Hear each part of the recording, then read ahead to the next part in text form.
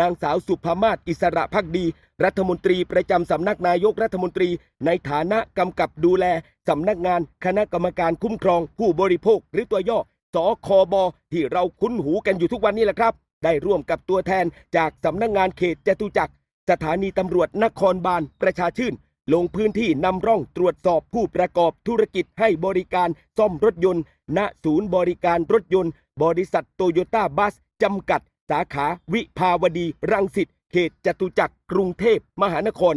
โดยมีการบูรณาการ3หน่วยงานเข้าไปตรวจสอบการจัดทำหลักฐานการรับเงินตามประกาศคณะกรรมการว่าด้วยสัญญาเรื่องให้ธุรกิจการให้บริการซ่อมรถยนต์เป็นธุรกิจที่ควบคุมรายการในหลักฐานการรับเงินพุทธศักราช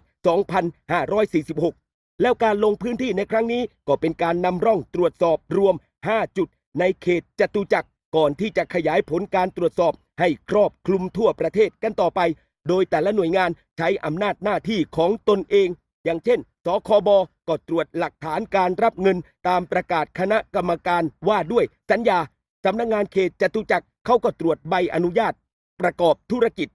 และสถานีตำรวจนครบาลประชาชื่นเขาก็ดูแลความเรียบร้อยทำให้การตรวจสอบนั้นครอบคลุมทุกมิติในการลงพื้นที่เพียงครั้งเดียวแล้วทั้งนี้ทั้งนั้นประกาศฉบับดังกล่าวนี้มีผลบังคับใช้มาตั้งแต่วันที่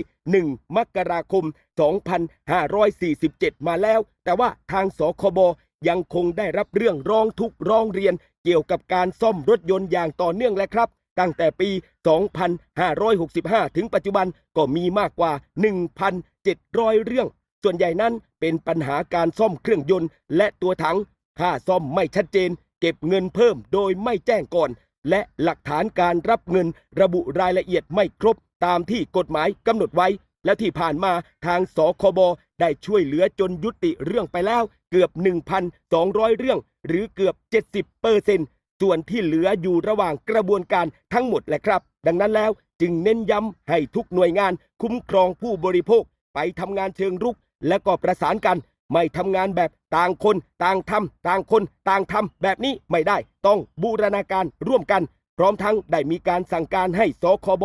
นำผลการตรวจนำร่องในครั้งนี้ไปขยายผลกันต่อแล้วครับพร้อมจัดทำฐานข้อมูลผู้ประกอบธุรกิจซ่อมรถยนต์ทั่วประเทศไทยในพื้นที่กรุงเทพมหานครก็ให้ประสานข้อมูลกับกรุงเทพมหานคร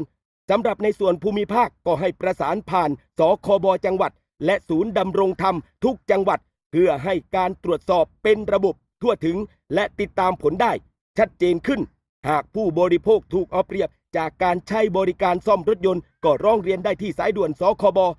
1166แอปพลิเคชันก็ OCPB Connect หรือเว็บไซต์ก็ www.ocpb.go.th หรือจะเป็นศูนย์ดำรงธรรมทุกจังหวัดก็ได้ครับพี่น้อง